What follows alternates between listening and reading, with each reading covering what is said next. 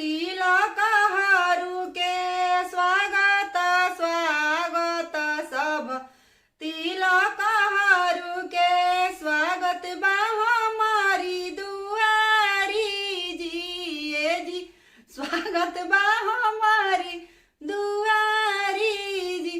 पहिला स्वागत लड़की के पापा जी के पहिला स्वागत लड़की के पापा जी के स्वागत बायाजू दुआरी जी समधी स्वागत बा हमारी दुआरी जी।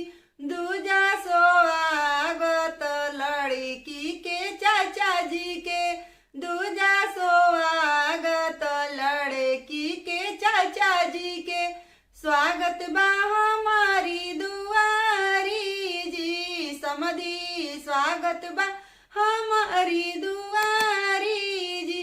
तीजा स्वागत लड़की के भैया के तीजा स्वागत भैया के सारावा के स्वागत आजू दुआरी जी ए जी स्वागत हमारी दुआरी जी।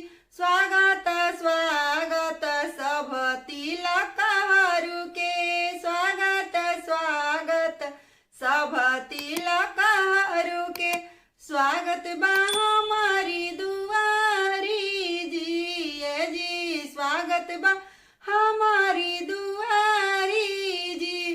अंगना में बैठले दुल्हा के पापा जी अंगना में बैठल दुल्हा के पापा जी कड़ी कड़ी मोछावा जी ए जी कड़ी कड़ी मोछावा जी। आंगन में बैठले लड़की के पिताजी आंगन में बैठल लड़की के भैया जी गर्दन के नीचे झुकाई जी ए जी सिरवा पानी झुकाई जी। स्वागत स्वागत सब तिलक